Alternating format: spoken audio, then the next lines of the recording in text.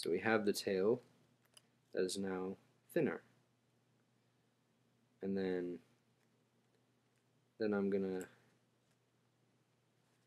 look around here again. You can see the body kind of goes along here, and it's even got this, looks kind of like a hydralisk, you know. But one thing that hydralisks have is that weird rib cage thing. So we're going to add that.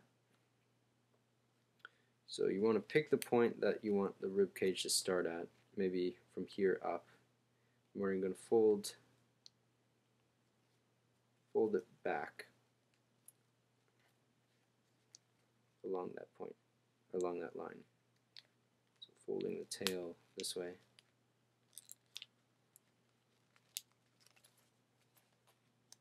So that I'm going to create the edge of the ribs here. Then once I got it up, I'm going to fold it a little bit, pleating it like an accordion, sort of. Just like that. So we have this little edge sticking out that'll look like the edge of the ribs.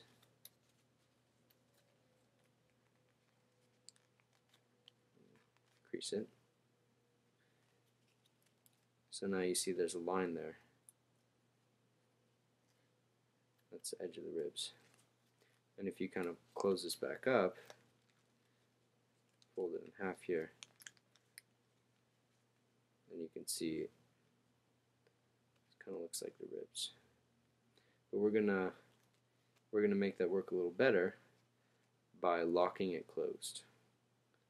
So we want it to stay all like this, but it kind of seems to come up like this. What we're going to do is bring it all closed up, all the folds in. Then we're going to take these flaps and we're going to bend them in this way. So these little flaps that are sticking out, we're going to bend them in. And as we do that, it'll lock it in place. It'll lock the hydralisk in the shape that we want.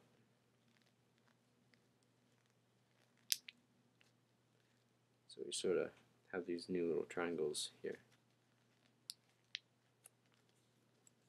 And you see it doesn't come apart again. We're also going to lock these flaps here to keep the rib cage. Just fold the, I guess in this example I don't have a lot to fold, but I can just sort of take this corner, fold it over kind of like that. And if you look at the diagrams, there's a cleaner example that you can refer to. But this is good enough for now. So if you look at it like this, it's kind of like that. Looks like it's maybe trying to stretch itself out here. So what we can do now is shape it, maybe so it'll stand up, for example. So start by folding it in half again and getting the creases on the head and all that a little sharper so that they'll stay in place, so it won't unfold and look like it's stretching out so much. Kind of pinching it down, getting the arms in.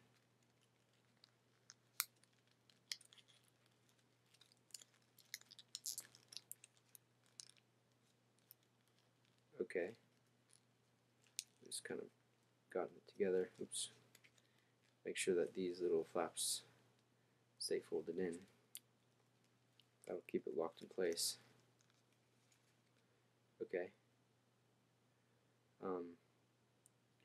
Then what we can do for the tail is there's sort of this corner to it as it changes direction, this corner right here. And I'm going to put my finger behind that, and I'm going to use the surface and I'm going to sort of flatten it this way and sort of pinch it this way so that it makes a hard edge here, hard crease. Make sure I pinch that together so that kind of flattens it out a little bit. And then right now the tail is just lying flat, and there's a number of things you can do with it. If you want it to kind of curve around, you can pinch it in half this way here, and while keeping a sort of flat platform here, you sort of pinch it up like this. So you kind of got a flat spot where it can rest on, but then you've got it curving up, and then you can sort of bend it if you want. So it goes like this. Looks cool, though it falls over pretty easily. Another thing you can do is, instead, you can just kind of zigzag it. So you fold it up, fold it down like this, fold it up,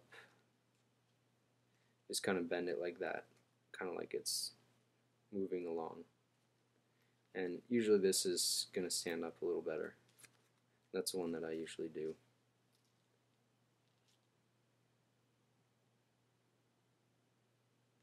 Just give a little sort of zigzag curve to it. Doesn't matter, I mean, tails are going to move around a lot. Now what we can do is each of these sort of sides of the body we can kind of round a little more. So we'll start by doing this edge of the sail here. I'm going to just try and give a little sort of pinch in here so that it's more 3D.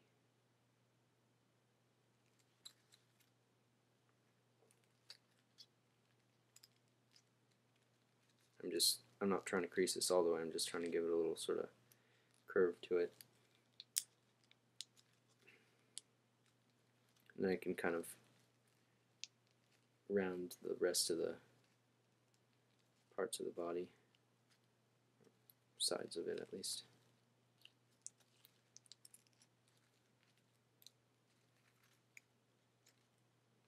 So it's a little more nicely shaped.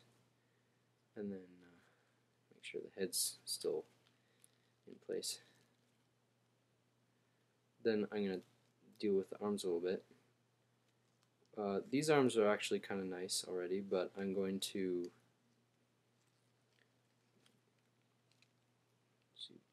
take the claws here, kind of fold them a little together like this. Then I'm going to take the arms and sort of bend them in. Take the arms, sort of go like this. I mean, it's whatever you feel like.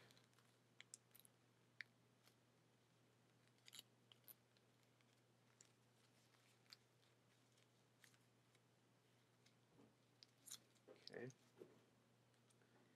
And that looks pretty good to me.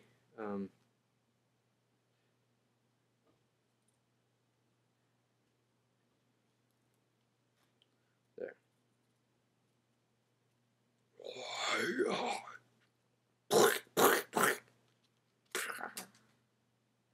Alright. Good job. Hope you made it through step 11 and 12. Here's a nicer hydralisk. Look at this one instead.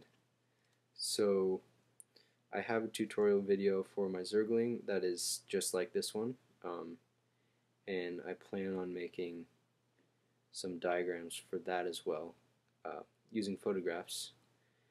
And go ahead and look at the diagrams for the hydralisk. They're already online. And you know, who knows, maybe I'll design another unit or two in the StarCraft universe, and I'll post about it if if I ever figure that out. So, until next time, enjoy your hydralisk.